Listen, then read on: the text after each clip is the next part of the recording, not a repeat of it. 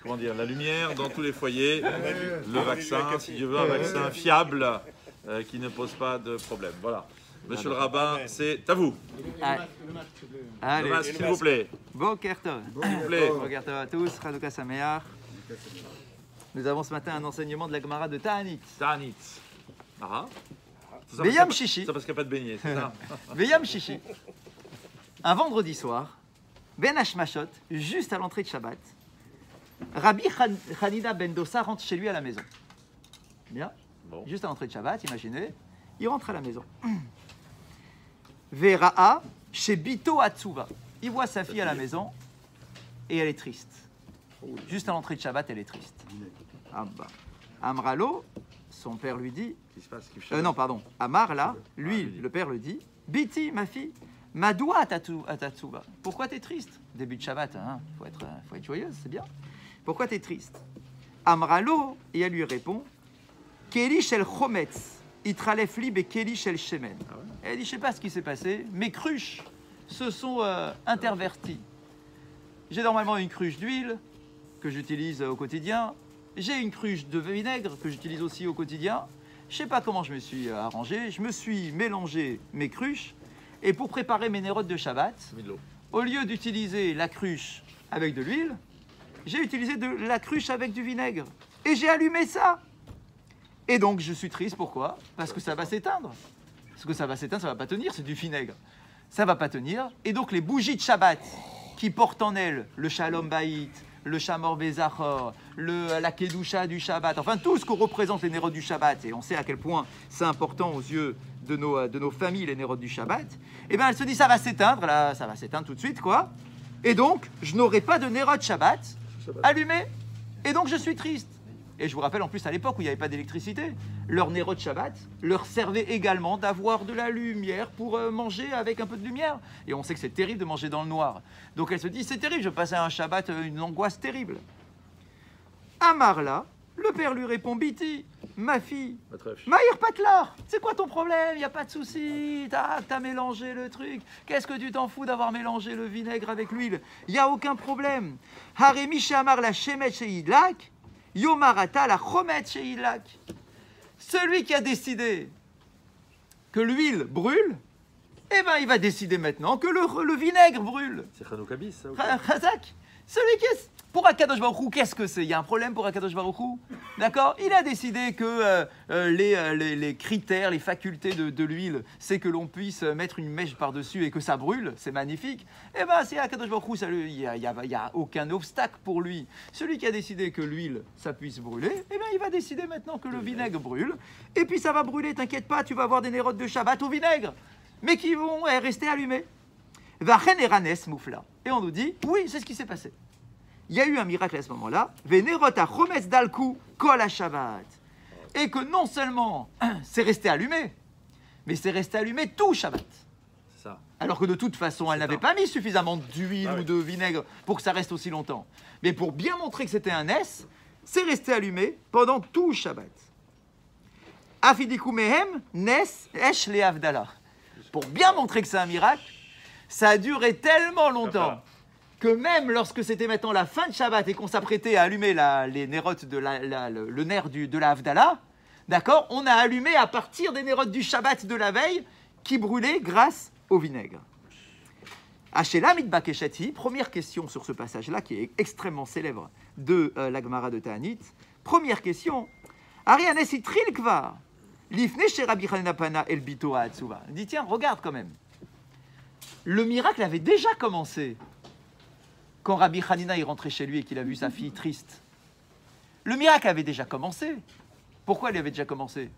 Parce qu'on nous dit qu'elle s'est aperçue, une fois que Shabbat était rentré, que c'était du vinaigre. Ça veut dire quoi? Ça veut dire que ça avait pris.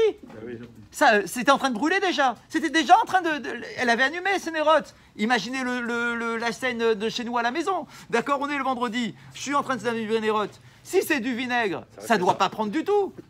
Et pourtant, ça a déjà pris. Shabbat est rentré, les nérotes étaient déjà allumés. Donc la question la première question est la suivante. On dit, mais attends, mais si elle a déjà réussi à allumer avec, pourquoi elle est triste? Elle devrait être heureuse, cette fille-là. Tu te rends compte, il y a un miracle qui est en train de se passer sous ta main. D'accord? Ça veut dire que toi, tu étais avec tellement de kavana quand tu allumé tes nérotes que ça a pris. Hachem, il a fait un miracle. Le vinaigre, il a pris. D'accord? Ça s'est déjà allumé. Alors pourquoi tu es triste? Et en fait, nous disent les commentateurs, c'est qu'elle n'était pas triste que ça s'éteigne, puisque c'était déjà en train de brûler. Elle était triste pour autre chose. Elle s'est dit, s'il y a maintenant un miracle qui est en train de se produire devant mes yeux, je suis triste parce que j'ai peur qu'après 120 ans, ce miracle me soit amputé, retiré, réduit de tous mes mérites. Parce que les miracles ne sont pas gratuits. Si Hachem fait un miracle aujourd'hui, c'est qu'il va se faire payer un autre jour. Donc si j'ai un miracle de mon vivant sur cette terre, c'est que Hachem, il a déjà puisé parmi mes mérites. Il a déjà puisé. Mais s'il a déjà puisé parmi mes mérites, ça veut dire que quand après 120 ans, je vais me retrouver devant lui, j'aurai des mérites en moins. Or, ça, je ne veux pas, moi. Je veux que mes mérites, ils soient gardés pour le Olam Haba, pas dans ce monde-ci. J'aurais à la rigueur préféré que ça prenne pas, et puis c'est tout. L'histoire aurait été terminée. Donc je suis triste, non pas parce que j'ai peur qu'elle s'éteigne, parce que je vois bien que ça s'est allumé. Donc ça s'est allumé, ça y est, bah, au Hachem, la mitzvah, elle va être faite. Mais je suis triste parce que j'ai peur qu'après 120 ans, j'ai moins de mitzvot dans mon actif. Et la réponse de son père, c'est ne t'inquiète pas. Celui qui a considéré que l'huile puisse brûler peut considérer que le vinaigre puisse brûler. C'est-à-dire qu'en fait, il est en train de dire à sa fille, de toute façon, toute notre existence, c'est un miracle. Tout. C'est rien pour Akadosh Baruch Hu de faire un miracle. En fait, celui qui a dit que l'huile peut brûler, il peut dire que le vinaigre brûle. Et puis ta vie à toi, finalement, c'est un miracle. Alors quoi? Parce que tu respires, tu vas dire, ah oui, mais après 120 ans, j'aurai plus de mérite. Non, sache que ça ne sera pas déduit de tes mérites, d'accord? Parce qu'en réalité, ça peut devenir l'ordre de la nature. L'ordre de la nature, c'est que le vinaigre peut brûler. De la même façon que l'huile peut brûler. Et que, en réalité, même le fait que l'huile brûle, c'est aussi un miracle. Nous, on dit, bah non, mais c'est normal. C'est quoi la différence avec un miracle et quelque chose qui est normal? C'est tout simplement parce que c'est fréquent. On a toujours vu que l'huile brûle, alors on se dit c'est normal. Mais en réalité, le fait que l'huile brûle, c'est aussi un miracle. C'est une volonté divine qui fait que l'huile brûle. D'accord? Eh bien, le fait que tu respires, tu vas dire c'est normal. Bah en fait, non. Chaque respiration, c'est un miracle. Eh bien, mais c'est devenu naturel. Ça te semble être naturel parce que, voilà, ça émane d'Akadosh Baruch Hu. Eh bien, de la même façon, le vinaigre brûle. Eh bien, le vinaigre brûle, ça devient naturel aussi. Donc, je demande, grâce à ce raisonnement-là, dit Rabbi Hanina, je demande que ça ne soit pas retiré de tes mérites après 120 ans, mais que ça devienne la nouvelle norme à partir de maintenant, puisqu'aux yeux d'Akadosh Baruch Hu, tout peut devenir la norme, même que le vinaigre puisse brûler. Et pourquoi il nous rapporte cet enseignement pendant la fête de Hanouka? Parce qu'il vient répondre d'une manière, une question extrêmement célèbre, qui est la suivante, qui nous dit, le miracle de Hanouka, normalement, il a duré 7 jours. Il n'a pas duré 8 jours. Pourquoi il n'a pas duré 8 jours? Parce que la fiole, elle contenait de l'huile.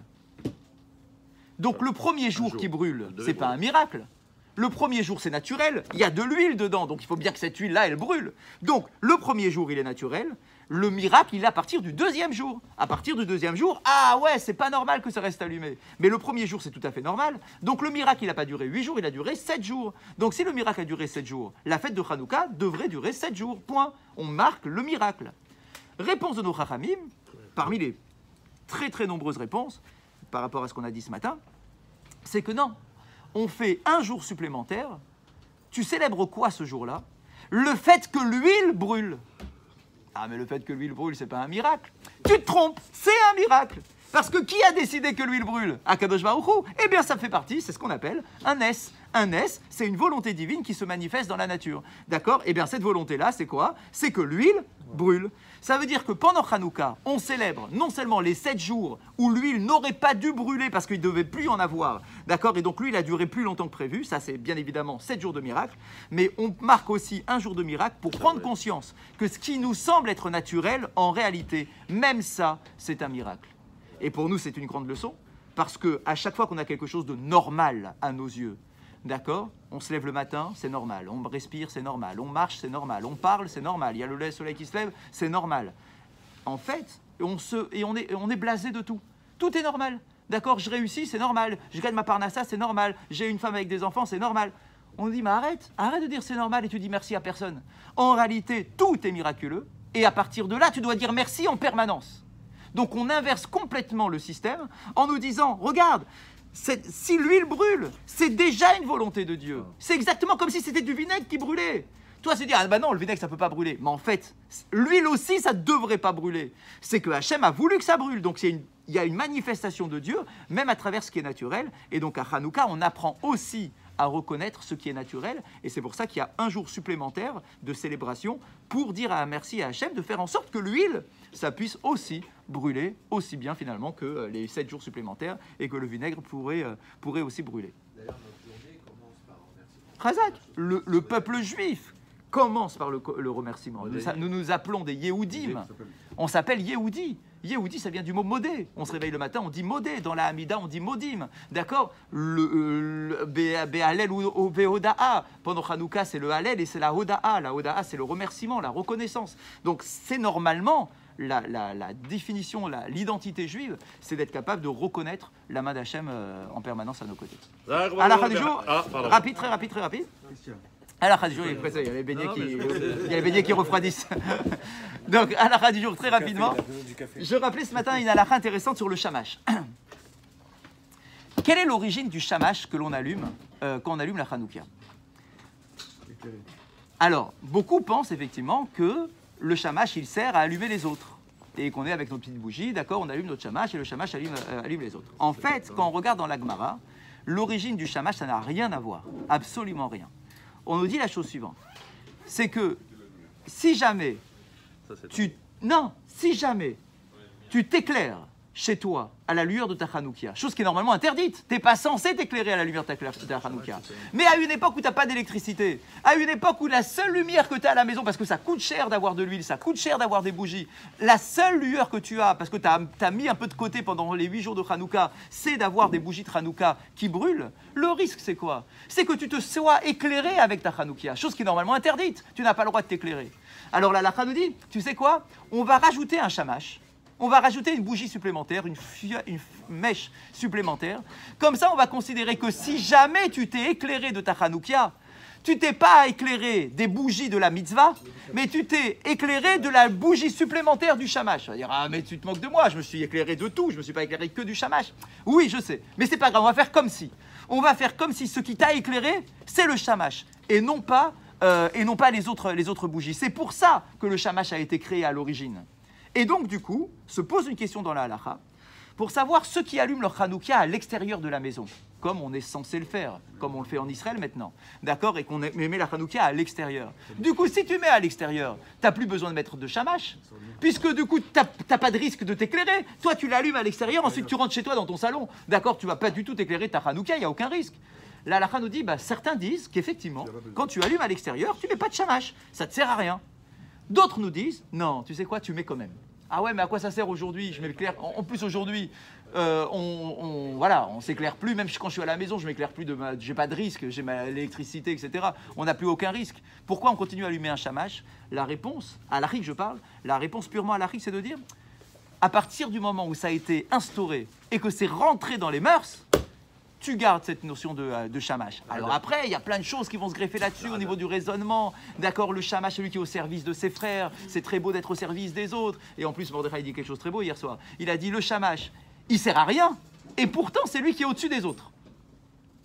C'est marrant. Si tu sers à rien, sois en dessous des autres. Tu as toutes les bougies et tu as le shamash qui est au-dessus, s'il domine les autres, alors qu'en fait, il est secondaire par rapport aux autres. Il a donné une très jolie réponse en une phrase. Il a dit, parce que quand tu es au service de tes frères, parce que souvent tu utilises le shamash pour allumer les autres. Quand tu es au service de tes frères, tu deviens supérieur, pas dans le sens négatif, mais tu prends de la grandeur. Là où toi tu dis, je suis au service des autres, je vaux rien, d'accord, je suis le serviteur. En fait non, celui qui est au service de ses frères, celui qui se consacre aux autres, il prend, et c'est très beau, il prend le dessus d'une certaine façon, et donc du coup il prend de la grandeur par rapport à cela, il n'est pas secondaire, il devient important. Razak Obaro.